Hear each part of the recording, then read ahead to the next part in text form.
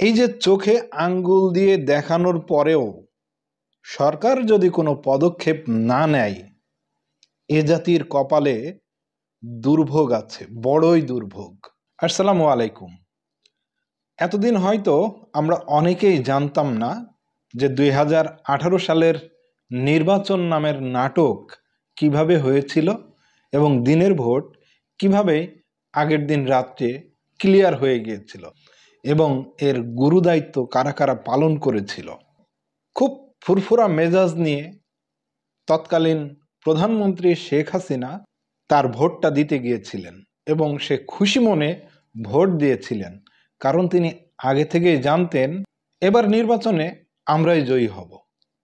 তাহলে কথা না বাড়িয়ে মূল ভিডিওতে যাই। আর আজকের ভিডিওর ক্রেডিট হচ্ছে এটিএন নিউজ।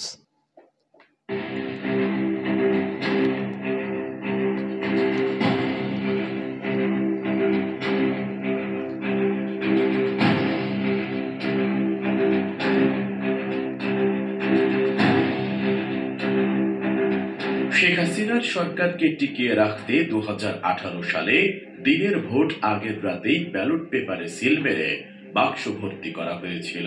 পরের দিন ভোটের নামে শুধুই নাটক মঞ্চস্থ হয়েছিল বলে অভিযোগ রয়েছে। আর এর মূল কারিগর ছিলেন তৎকালীন সরকারের সাজানো প্রশাসন। জানা যায় বিভাগীয় কমিশনার ও জেলা প্রশাসকরাই ছিলেন মূলত রিটার্নিং অফিসার। তাদের প্রত্যক্ষ নির্দেশেই পুলিশ, প্রিজাইডিং অফিসার এবং পোলিং অফিসাররা দেশের নির্বাচনী ইতিহাসের এই কলঙ্কজনক কাজটি সম্পাদন করেন।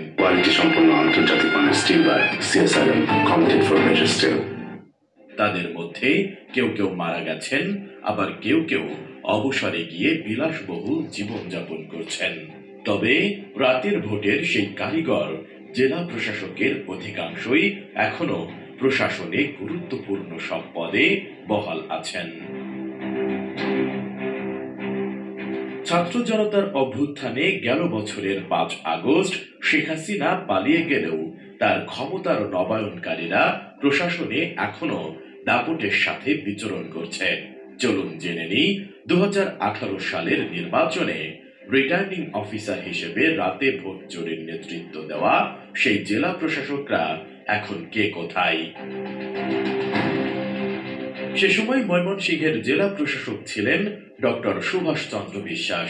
তিনি এখন অতিরিক্ত সচিব, বাস্তবায়ন, পরিবীক্ষণ ও মূল্যায়ন বিভাগ, পরিকল্পনা মন্ত্রণালয়। তখন শেরপুরের জেলা প্রশাসক ছিলেন আনারকলি মাহবুব। তিনি এখন যুগ্ম সচিব, জেলা ও মাঠ প্রশাসন অনুবিভাগ, মন্ত্রী পরিষদ বিভাগ। এছাড়া জামালপুরের জেলা প্রশাসক ছিলেন আহমেদ কবির। তাকে নারী ঘটিত কারণে শেখ হাসিনা সরকারি ওএসডি করে। সে সময় নেত্রকোনার জেলা প্রশাসক ছিলেন মঈনুল ইসলাম। তিনি এখন পরিচালক, এনজিও বিষয়ক ব্যুরো, প্রধান উপদেষ্টার কার্যালয়। তার বিরুদ্ধেও নারী কেলেঙ্কারির অভিযোগ রয়েছে। রংপুরের জেলা প্রশাসক ছিলেন এনামুল কবির। তিনি এখন পরিচালক, কেন্দ্রীয় ঔষধাগার, স্বাস্থ্য ও পরিবার কল্যাণ মন্ত্রণালয়। পঞ্চগড়ের জেলা প্রশাসক ছিলেন সাবিনা ইয়াসমিন। তিনি এখন যুগ্ম সচিব, গবেষণা অধিশাখা, কৃষি মন্ত্রণালয়। সে সময় দিনাজপুরের জেলা প্রশাসক ছিলেন মোহাম্মদ মাহমুদুল আলম। তিনি সর্বশেষ পরিচালক, বিমান বাংলাদেশ এয়ারলাইন্স নিয়ে কর্মরত ছিলেন। তার বিরুদ্ধে নারী কেলেঙ্কারির অভিযোগ আছে। লালমনিরহাটের জেলা প্রশাসক ছিলেন মোহাম্মদ শফিউল আরিফ। তিনি এখন অতিরিক্ত সচিব, পল্লী উন্নয়ন ও সমবায় বিভাগ, স্থানীয় সরকার, পল্লী উন্নয়ন ও সমবায় মন্ত্রণালয়। নীলফামারীর জেলা প্রশাসক ছিলেন নাজিয়া শিরিন। তিনি এখন যুগ্ম সচিব, বাজেট ও মনিটরিং অধিশাখা, কৃষি মন্ত্রণালয়। শুদ্ধাচার ফোকাল পয়েন্ট কর্মকর্তা, কিন্তু তার অসদাচরণের জন্য বেতন বৃদ্ধি স্থগিত করা হয়। পরে রাষ্ট্রপতির কাছে ক্ষমা চেয়ে মাফ পান। তখন গাইবান্ধার জেলা প্রশাসক ছিলেন সেবাস্টিয়ান রেমা। তিনি এখন সচিব, জাতীয় মানবাধিকার কমিশন। সে সময় ঠাকুরগাঁওয়ের জেলা প্রশাসক ছিলেন ডক্টর AKM কামরুজ্জামান সেলিম। তিনি এখন আপিল কর্তৃপক্ষ, জাতীয় কৃষি প্রশিক্ষণ একাডেমি, যুগ্ম সচিব, কৃষি মন্ত্রণালয়।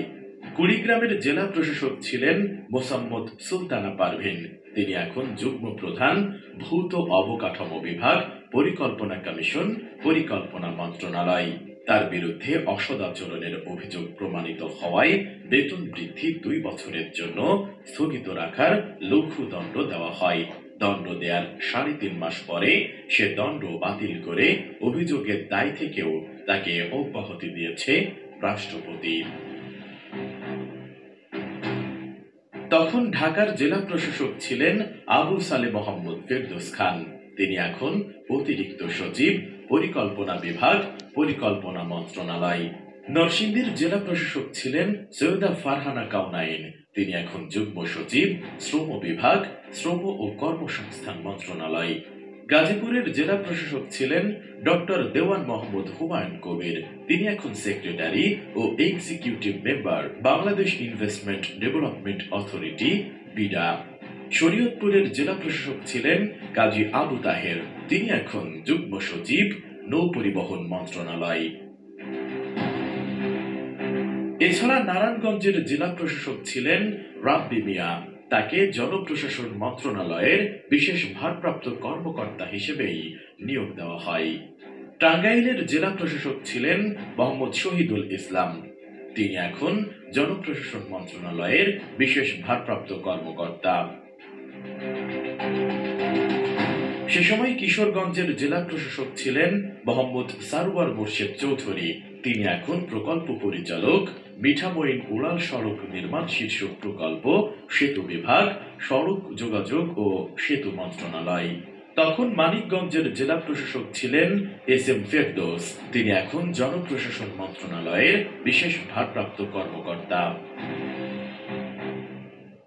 মুন্সিগঞ্জের জেলা প্রশাসক ছিলেন শায়লা ফারজানা। তিনি এখন জনপ্রশাসন মন্ত্রণালয়ের বিশেষ ভারপ্রাপ্ত কর্মকর্তা। এছাড়া তিনি অতিরিক্ত পুলিশের সাবেক মহাপরিচালক ও বিশেষ শাখার প্রধান মনিরুল ইসলামের স্ত্রী।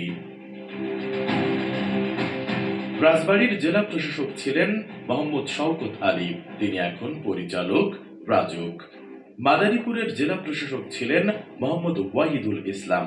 তিনি এখন পরিচালক, জাতীয় বিজ্ঞান ও প্রযুক্তি জাদুঘর। গোপালগঞ্জের জেলা প্রশাসক ছিলেন মোহাম্মদ মোখলেসুর রহমান সরকার। তিনি এখন অতিরিক্ত সচিব, উন্নয়ন পরিকল্পনা ও পরিসংখ্যান অনুবিভাগ, মহিলা ও শিশু বিষয়ক মন্ত্রণালয়। সে সময় ফরিদপুরের জেলা প্রশাসক ছিলেন উম্মে সালমা তানজিয়া। তিনি এখন সদস্য, ভূমি সংস্কার বোর্ড, ভূমি মন্ত্রণালয়। তখন চট্টগ্রামের জেলা প্রশাসক ছিলেন মোহাম্মদ ইলিয়াস হোসেন। তিনি এখন জনপ্রশাসন মন্ত্রণালয়ের বিশেষ ভারপ্রাপ্ত কর্মকর্তা। কুমিল্লার জেলা প্রশাসক ছিলেন মোহাম্মদ আবুল ফজল মীর। তিনি এখন আঞ্চলিক পরিচালক, বরিশাল আঞ্চলিক পরিচালকের কার্যালয়, কারিগরি শিক্ষা অধিদপ্তর, শিক্ষা মন্ত্রণালয়। তখন ফেনীর জেলা প্রশাসক ছিলেন মোহাম্মদ ওয়াহিদুজ্জামান। তিনি এখন সদস্য, বাংলাদেশ নিরাপদ খাদ্য কর্তৃপক্ষ, খাদ্য মন্ত্রণালয়।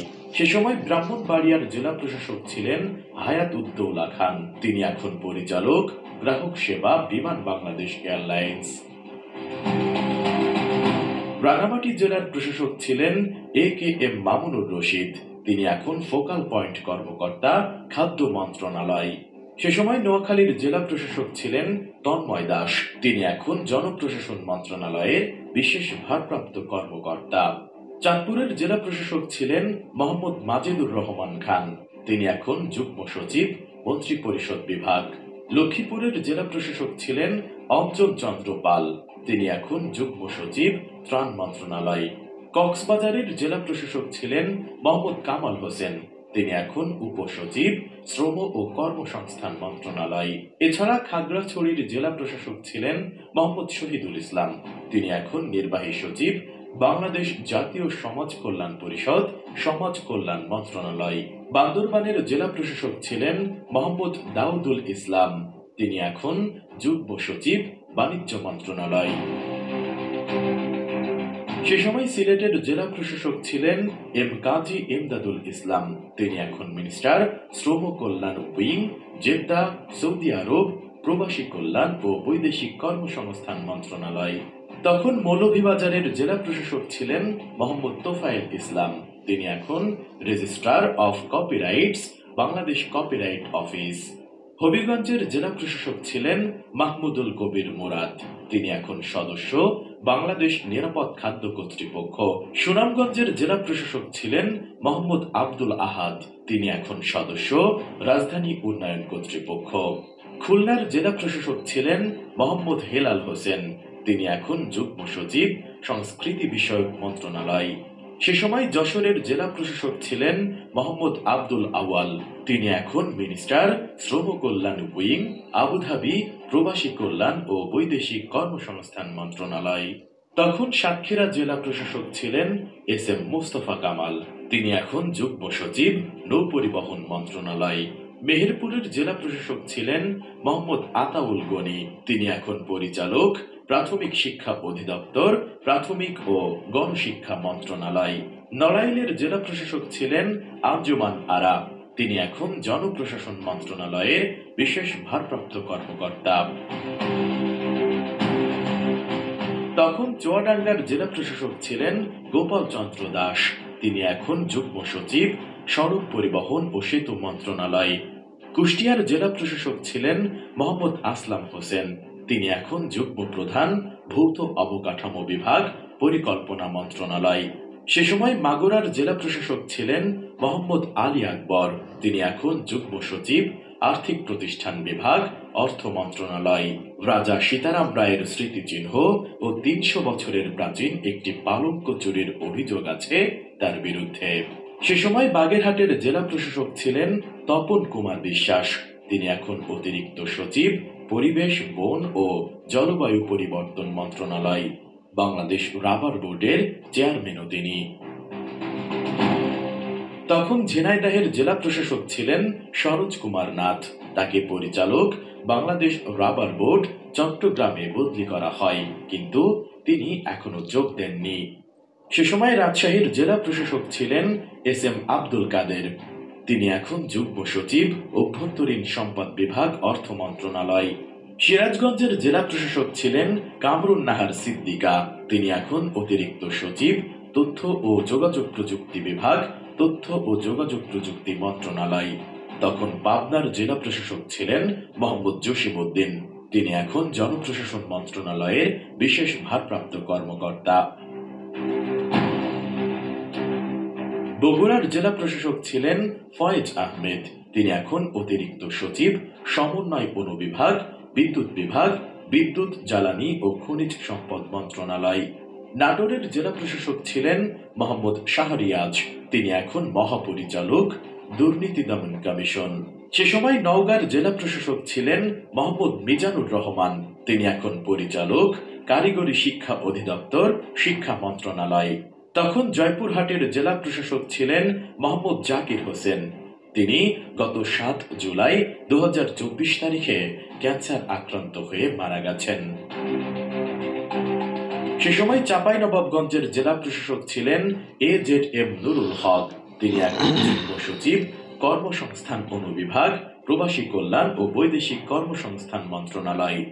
তখন বরিশালের জেলা প্রশাসক ছিলেন এস এম অজিউর রহমান, তাকে পরিচালক, বাংলাদেশ রাবার বোর্ডে পদায়ন করা হয়েছে, তবে বোর্ডের তালিকায় তার নাম নেই এখনো। ঝালকাঠির জেলা প্রশাসক ছিলেন মোহাম্মদ হামিদুল হক, তিনি এখন অতিরিক্ত সচিব, উন্নয়ন ও পরিকল্পনা অনুবিভাগ, পরিসংখ্যান ও তথ্য ব্যবস্থাপনা বিভাগ, পরিকল্পনা মন্ত্রণালয়। তখন পটুয়াখালীর জেলা প্রশাসক ছিলেন মোহাম্মদ মতিউল ইসলাম চৌধুরী, তাকে পরিচালক, দুর্যোগ ব্যবস্থাপনা অধিদপ্তরে পদায়ন করা হয়েছে। পিরোজপুরের জেলা প্রশাসক ছিলেন আবু আলী মোহাম্মদ সাজ্জাদ হোসেন, তিনি এখন যুগ্ম সচিব, সমাজ কল্যাণ মন্ত্রণালয়। সে সময় ভোলার জেলা প্রশাসক ছিলেন মোহাম্মদ মাসুদ আলম সিদ্দিক, তিনি এখন সচিব, ঢাকা উত্তর সিটি কর্পোরেশন। তখন বরগুনার জেলা প্রশাসক ছিলেন কবির মাহমুদ, তাকে পরিচালক, বাংলাদেশ নিরাপদ খাদ্য কর্তৃপক্ষ পদে পদায়ন করা হয়েছে। ২০১৮ সালের ৩০ ডিসেম্বর অনুষ্ঠিত ওই নির্বাচনে আওয়ামী লীগ এককভাবেই ২৫৮টি আসনে জয়ী বলে ঘোষণা করে নির্বাচন কমিশন। ভোটার উপস্থিতি দেখানো হয় ৮০.২ .20%। কিন্তু নির্বাচন নিয়ে ট্রান্সপারেন্সি ইন্টারন্যাশনাল বাংলাদেশ টিআইবির এক গবেষণায় বলা হয় 50টি আসনের মধ্যে 47টিতে কোনো না কোনো অনিয়ম হয়েছে। শুধু তাই নয়, সে সময় একাদশ জাতীয় সংসদ নির্বাচন নিয়ে আন্তর্জাতিক গণমাধ্যম টাইম ম্যাগাজিনের এক বিশ্লেষণে উঠে আসে ভোট গ্রহণের বিভিন্ন অনিয়মের খণ্ডচিত্র। সেখানে বলা হয়, নির্বাচন উপলক্ষে ভোটারদের ওপর দমন পীড়ন চলেছে। সেই সাথে মার্কিন সংবাদ মাধ্যম সিএনএনে প্রকাশিত এক মতামতধর্মী নিবন্ধনে ওই নির্বাচনকে বিতর্কিত অভিহিত করে বলা হয়, এর মধ্য দিয়ে একটি নতুন ও বিপজ্জনক যুগে প্রবেশ করল বাংলাদেশ। কারণ কয়েক বছর ধরে বিরোধীদের সরিয়ে দেওয়ার একটি পদ্ধতিগত প্রচারের সঙ্গে যুক্ত আওয়ামী লীগ। ভোট কেন্দ্রে যত পার্সেন্ট উপস্থিত ছিল না, তার ভিতরে আমি এক বান্দা আছি। কারণ আমি নির্বাচনের মাঠে যাই নাই, ভোট কেন্দ্রে যাই নাই। তো আমার ভোট হয়ে গিয়েছিল, এমনিতে হয়ে গিয়েছিল, এটা গাইবীভাবে হয়ে গিয়েছিল আমার ভোটটা। এই যে চোখে আঙ্গুল দিয়ে দেখানোর পরেও সরকার যদি কোনো পদক্ষেপ না নেয়, এ জাতির কপালে দুর্ভোগ আছে, বড়ই দুর্ভোগ। সবাই ভালো থাকবেন, আর নতুন হলে চ্যানেলটি সাবস্ক্রাইব করবেন, ভিডিওটি শেয়ার করতে ভুলবেন না। দেখা হচ্ছে পরের ভিডিওতে। সে পর্যন্ত আসসালামু আলাইকুম।